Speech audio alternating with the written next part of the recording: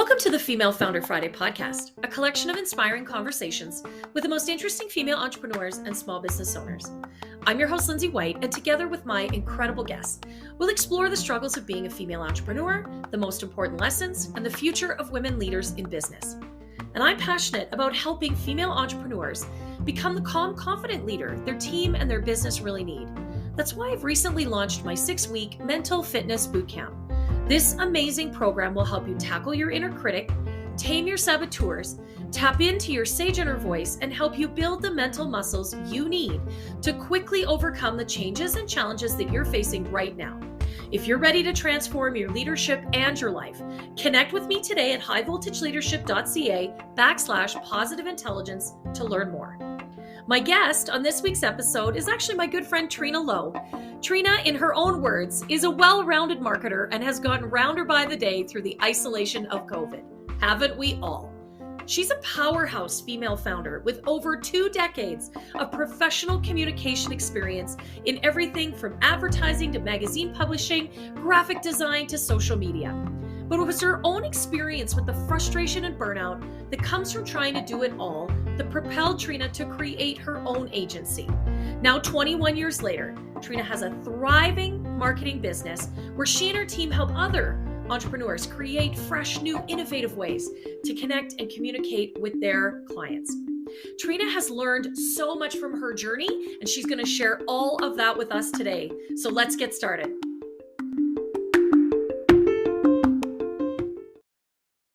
Okay, welcome, Trina Lowe, to the Female Founder Friday podcast. So happy to have you here as a guest today. Thanks for being with me.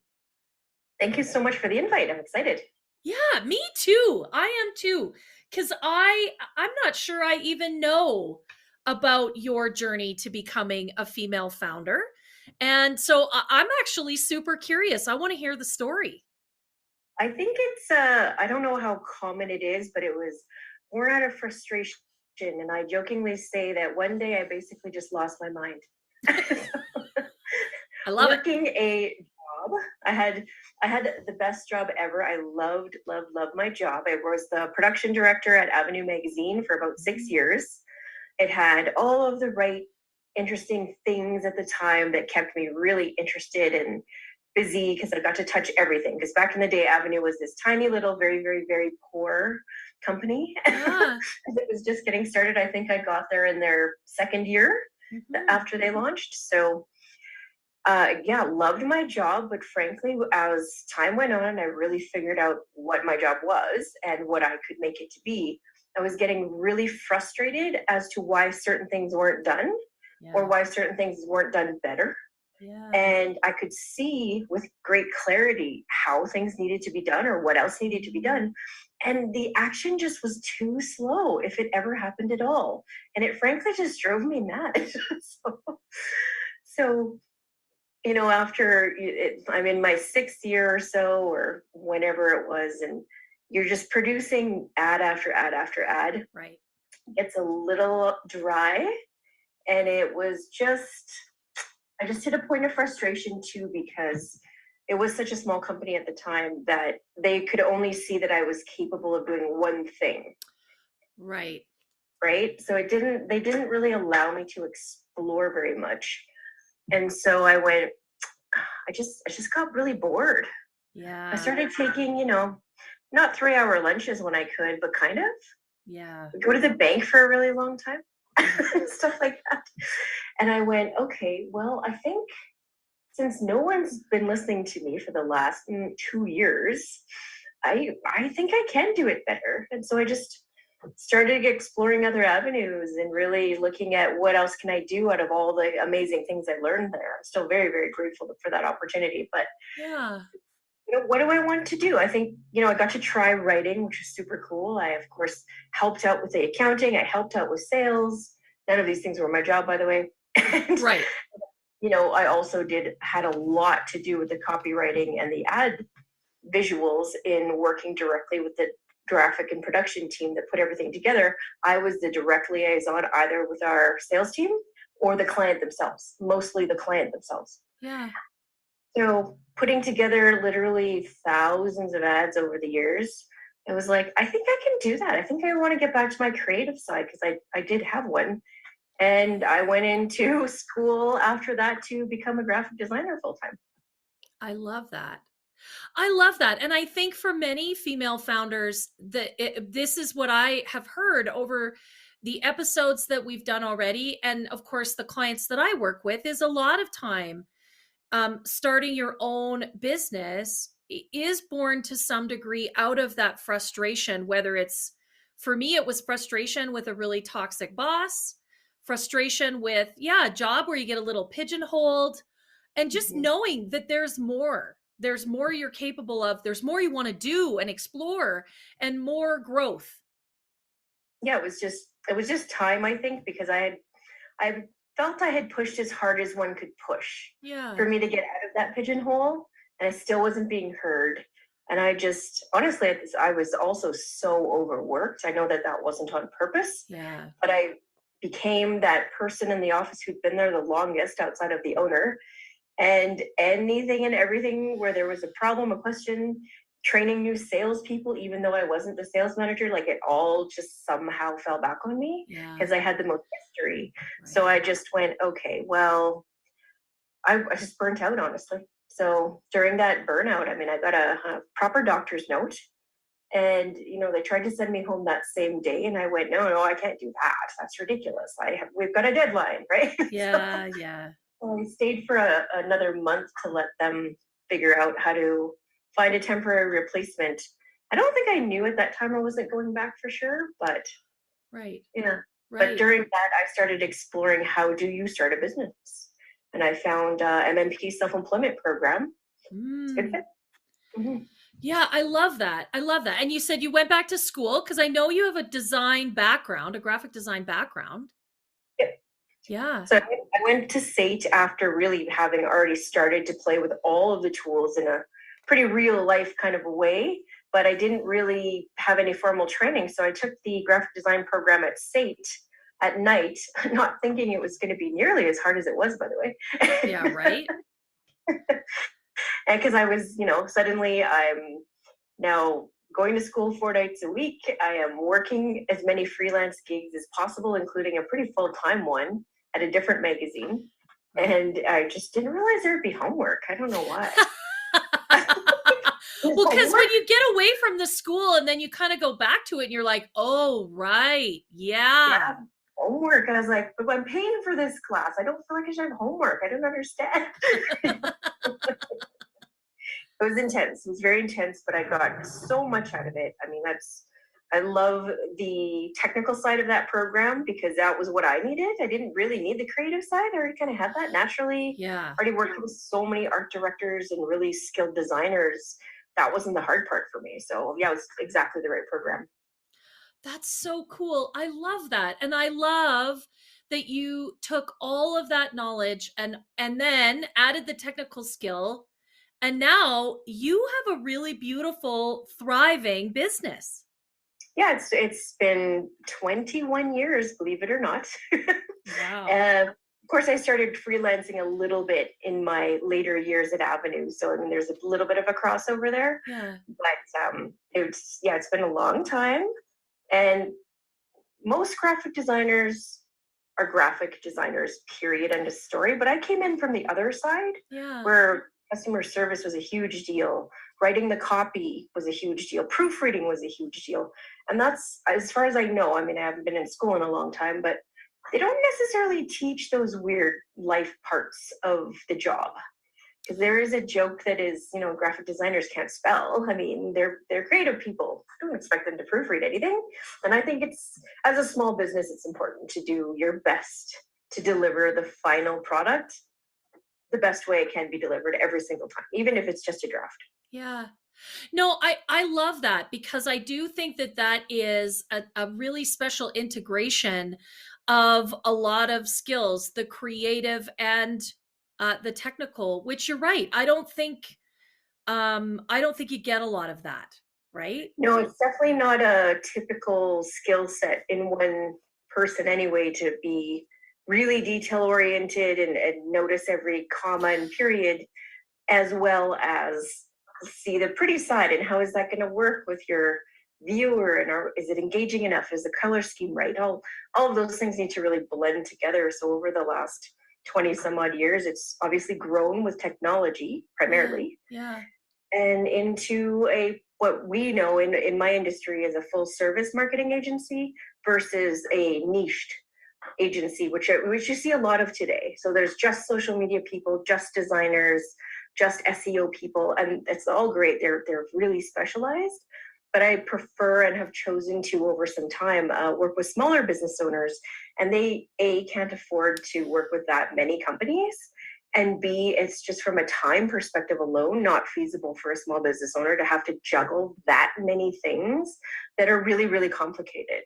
So we're almost like the general contractors of marketing. So no matter what you need, you come through us, and if we can't do it in-house with our own guys, quote, unquote, then we will find the right fit, but we will be the ones working with them because we speak the same language.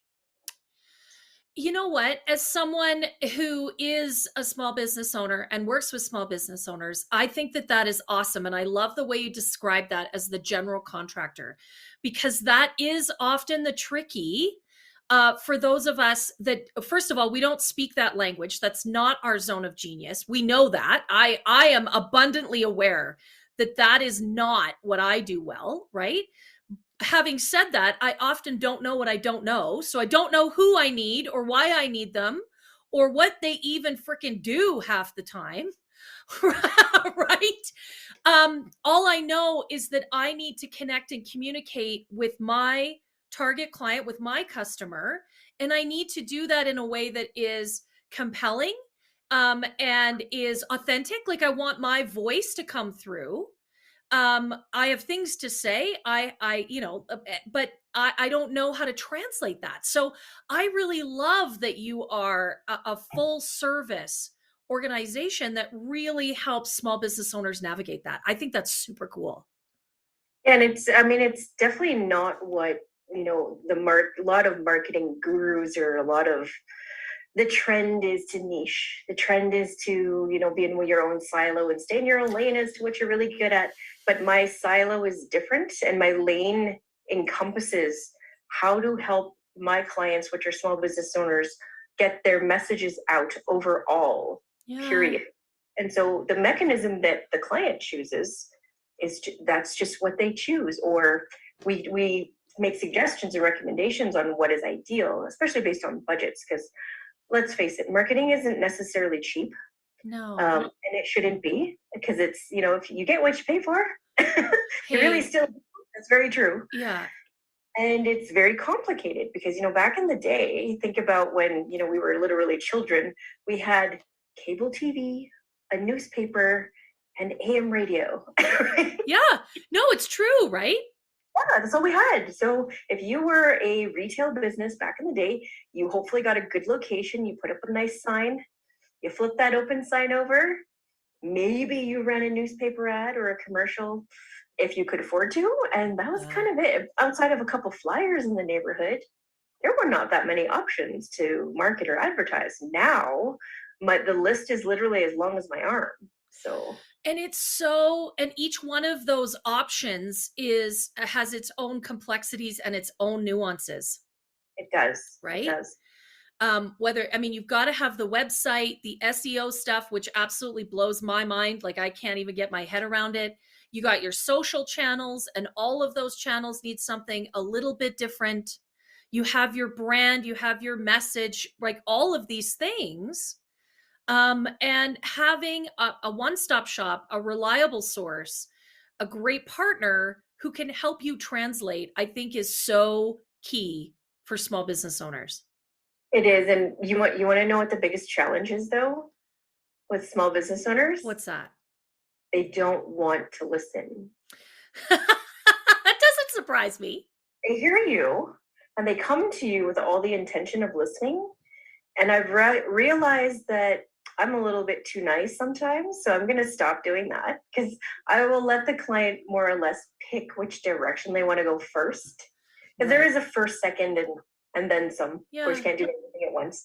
But then I think that as a small business owner, and I know because I've done it to myself as well, you talk to yourself in and out of what a good idea is and what is a good spend and is this the right thing for me now. And the second there's too much stress on the business owner, financially or otherwise, time-wise, financially, Yeah. the tone changes on that decision that they've already made. And they made it soundly once upon a time because they were not stressed. But as soon as there's too much emotion involved, I find that, the complete opposite conversation starts to happen around the same exact subject. It's very interesting to watch. And I think that I noticed these things primarily because I was a very, very shy, quiet kid. I barely spoke 2 words, Right. unless it was to my siblings, my cousin, and my one little friend at school. But I'm a listener. And I actually wanted to go into psychiatry, believe it or not. Interesting. So I like to know how the brain works all the time.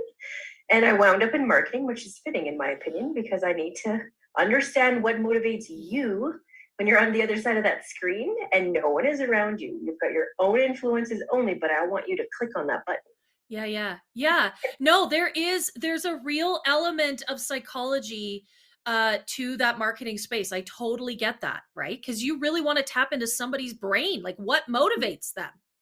Yeah, and I feel like that outside of learning new technology, just because I'm a little bit of a nerd that way, and it's fun. Yeah, keeps you interested. It's new, it's fresh. It's not, it doesn't get too stale. The only other really interesting thing about marketing to me is the human brain, the human mind, and how it's been changing over time with technology. Because remember when we could focus and concentrate for more than 8 seconds at a time? Yeah, where we weren't all squirrels. Yeah. Well, when our life wasn't built on scrolling, right? Because everything is about scrolling now. And so it's that quick hit to the brain. And what catches your eye, I mean, that's what, Instagram, TikTok, all of those things are based on. Like what catches your eye and keeps you paused there. And that's very, very nuanced, right? Very nuanced. And I think there's also this really interesting thing in and around this whole issue but it has to work right now. Everything must work now. And that is never going to be true when you have more than one person involved. You just don't know for sure. You can't. Yeah. That's very interesting. Okay, so I want to ask you this because, you've been doing this for a long time, and I love that you've got such an interesting business background. So I know you probably have like 8 stories for this, but where have you made mistakes? Where have you messed it up? And what have you learned, Trina? Definitely. I think this is true of most people as well. I tried to do everything myself too much of the time. Yeah. And I even recently had a friend say, well, I've got some extra time and I've been in business a while. It's time I learned how to build my own website. And those thoughts should never happen. Yeah, totally. That's like me saying, hey, I should suddenly learn how to change the oil in my car. What? I've never done it before. I've never even wanted to do it before. So not asking, trying to do everything yourself is on sort of one end of the spectrum. Yeah. And the other one is trusting too much. Yeah. And I frankly almost went bankrupt because there was a bookkeeper that I worked with. This was quite some time ago now, who for some reason I didn't notice didn't do my books for 2 years. Holy moly. She didn't file my taxes for 2 years. I didn't know. I had worked with her for so long. The years started to blend into each other.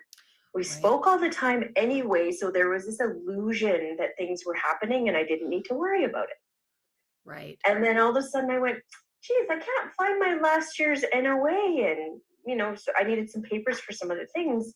And I just couldn't find them. And I'm really, really an organized person, especially with digital files. Yeah. And so I look where they're supposed to be. They're not there. I keep looking. I went, okay, well, I'll just ask her to resend them. I must have deleted them by accident. And that's when I found out she had not filed my taxes or done the bookkeeping in a very long time. Wow. Too much trust on that one. Wow. Yeah. That would have been a blow. I can imagine. Oh, yeah. Because I suddenly owed a lot of taxes. Yeah. And the second you file with the government and you owe, there's a very, very fast ticking clock on the interest. Yeah, no doubt. So I had to make very quick sudden moves on how to pay that back right away. Yeah. And yeah, it was, I almost considered going bankrupt instead. Wow. I didn't, Wow. you But know, I like your point though about that there's stuff that you shouldn't be touching, right? Like as a business owner, you need to know where your limits are, right. but then also not trusting so much that you don't know things. Like there's a Yeah. sweet spot in the middle there. I love that. And as someone who, I mean, you've been in this game for, 21 years, which is amazing. I've been doing this for like 4. And yeah, I mean, I learned pretty quickly the stuff that I should have absolutely no part of, Mhm. like the bookkeeping, right? Like that's not my zone of genius. Having said that, I also want to be able to at least send an invoice and receive a payment and like, Right, same thing with the website, right? right. I want to be able to go in there and do a couple things that are pretty Mhm. basic, but I really don't have the technical expertise to set up a whole WordPress website and e-commerce, and I shouldn't ever be a part of that, right? I always say that if you're only going to do it once, don't. Yeah. Don't spend all of that time learning something so complicated just to really do it once. Even Yeah. if it was once a year, it'd be so complicated by the time the next year rolled around, you wouldn't remember how to do it anyway, or it would have changed on you. So, You know what? And that I've actually bumped up against that where I'm like, okay, how do I do this? Because I only do this infrequently. But it's tricky when you are an entrepreneur and you do have to give up some of that power, some of that trust. Like that is a tricky space. it's still really awkward sometimes on some things. Yeah. Yeah. Especially when you're in my realm where I really have a deep understanding of the technology and the technical part of things that we do. But there's no, I personally could never keep up with SEO for our clients. It's too time consuming. Yeah. But I need to understand it to a level that works for me to be able to speak intelligently and quickly with my clients about it, Yeah. knowing that I'm not actually going to be doing it. It's just not feasible time wise. And so it's this really, I learned how to do Shopify websites recently because I thought it was a really smart tool for other people. Yeah. But I didn't feel comfortable going out and talking about it until I had built at least 3 of them myself. But that's a different reason to learn it Yeah. versus the business owner who's going to build it the one time and then struggle to understand how all the back end stuff constantly works, or struggle to even talk to Shopify Help Center because those guys can get seriously nerdy on you. And Yeah. I love talking to them, but I also can read code. So when they tell me to open the back end and just slap it in here and do that, I get that. Yeah. But if your primary thing has always been to sell the product that's on the Shopify site, and you've never studied or you worked with back-end code, you probably just don't want to go there. Yeah, and you said this phrase earlier, but I think there is something about, really staying in your lane and understanding what those guardrails are, that you need to know enough to be dangerous, right? Right. You need Yeah. to know enough to operate those things, but also have an expert that you can trust and depend on to do some of those more technical high-end skill pieces, that you're right. Like you end up spending valuable time on things you have no business being a part of. Yeah. I find the one thing that is the most precious to me is, I think it should be to everybody, but that's just an opinion, is time. Yeah. One thing you will never get back ever. So Yeah. one thing that you can waste in it could be uber painful, Yeah. because in my world and what we offer, if you take too much time to get your business going, for example, which some people stall because they're afraid to sell, Yeah. then 3-6 months has gone by and you really haven't started the sales or marketing process, you don't get that time back, and frankly you just run out of money Yeah. to be able to keep going forward. So you've already tanked your business before it got going. Yeah. Time to me is really precious because, of course, I see, for example, logos. It's like number one thing. I'm starting a brand new business, I need a logo. And of course you do, absolutely. But are you going to waste your time on Fiverr and 99 designs not being able to speak adequately to a designer across the world to get what you want and need in a reasonable amount of time? Because usually what happens is we'll get the call way late. We're talking 2-3 months after they've started working with these online programs. Some of them are good, don't get me wrong, but they're like, this guy just doesn't listen. Yeah. It's like, yeah, because you're paying him $5. He doesn't care. Yeah.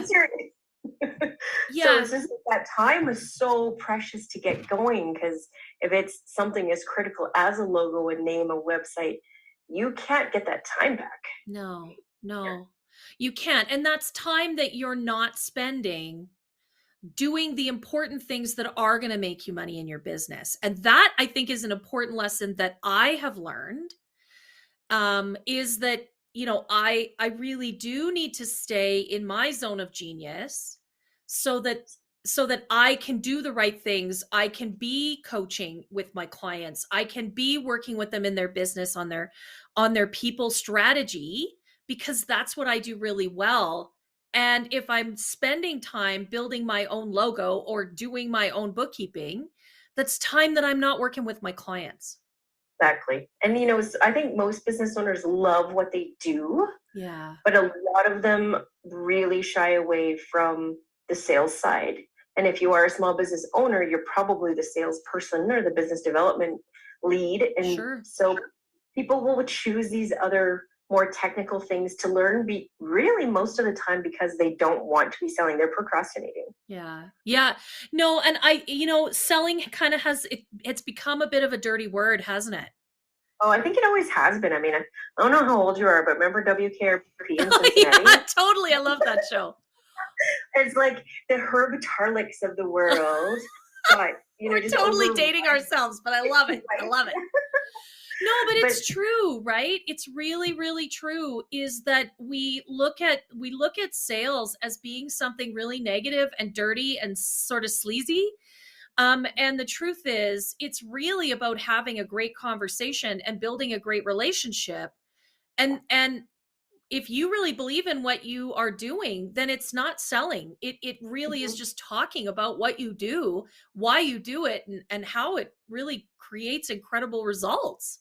Yeah, I teach, I don't know if I mentioned this, but many, many moons after having completed the self-employment program, it's a Canadian government program. Yeah. I now teach for it.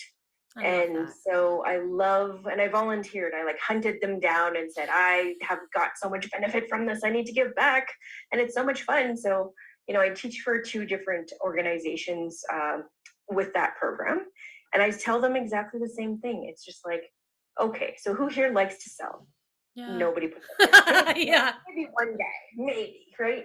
Who has a sales background, but 99% of the business owners I run into hate sales. They hate the marketing because they don't understand it, but they really don't like talking about it because they feel like they're going to be that 𝐓𝐫𝐢𝐧𝐚. Mm-hmm. And what you said is almost verbatim what I tell them. I'm like, if you really truly believe that you're good at what you do, and other people do it too, don't you have a bit of a responsibility to go out there and let people know that you're available to help them and help them properly?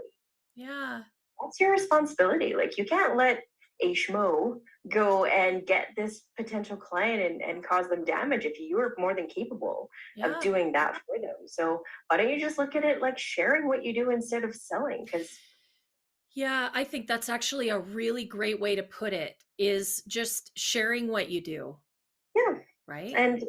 And really, because I teach a networking course too, I tell people to just wait till they're asked. Yeah. And if nobody asks, don't tell. Yeah. In my opinion, if no one's going to ask me what I do in return, if we've already had that, the first half was them talking. And if they don't ask me what I do, then they're clearly not interested, and that is okay. Yeah. Yeah, I love that. I love that, Trina. That's such a great approach. I think that's really smart. And it just takes that dirty feeling out of sales, right? It does. Yeah. Yeah, because I think, and it's true for me, right? I believe very passionately in what I do and who I work with, and I just need to talk about it. I just need to talk about it, and the right people will connect with it, right? Yeah. It's just sharing.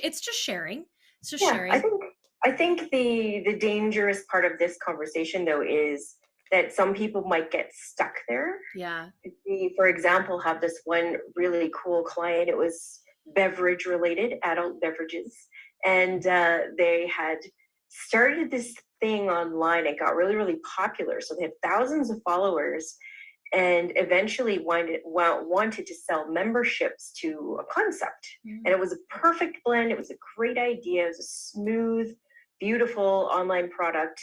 And their problem was that they weren't getting any sales, but they got stuck in the sharing mode of just the stuff. Yeah. And failed to mention they actually had anything to sell. Yeah. I think a lot of small business owners would fall into that particular trap. Exactly. So I really wanted to mention that while we're talking, just so people don't, have this snippet of, but all you have to do is share. You also have to, in some form or fashion, ask for the sale, which again, that brings back that awkward part. But maybe it's more like, do you think I'm the right person to help you? Yeah. Or to talk about it, Yeah. I love that. Thank you for adding that. Cause I do think that that's something that I've had to learn, coming from a corporate career where basically you got to work with me. We could do it the easy way or the hard way. And now being in my own business, and actually saying, I can help you. And here's what I can do to help you. Right. Yeah. This is the valuable things that I do as a coach or that I do as a consultant. And here's the results that some clients have got. And here's how I can help you with that. Are you interested? Right. Yeah. No, I love that addition to the conversation. To everyone tuning in today, thanks so much for being a part of the Female Founder Friday podcast. I really love Trina's leadership approach, which is all about letting others shine. And you can find out more about my friend Trina and what she does on her Instagram.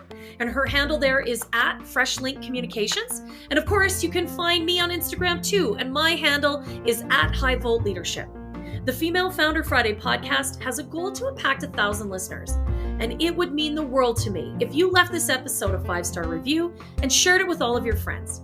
Let's engage 1,000 female entrepreneurs and amplify the message. Thanks so much for being a part of the show today. And don't forget to connect with me at highvoltageleadership.ca.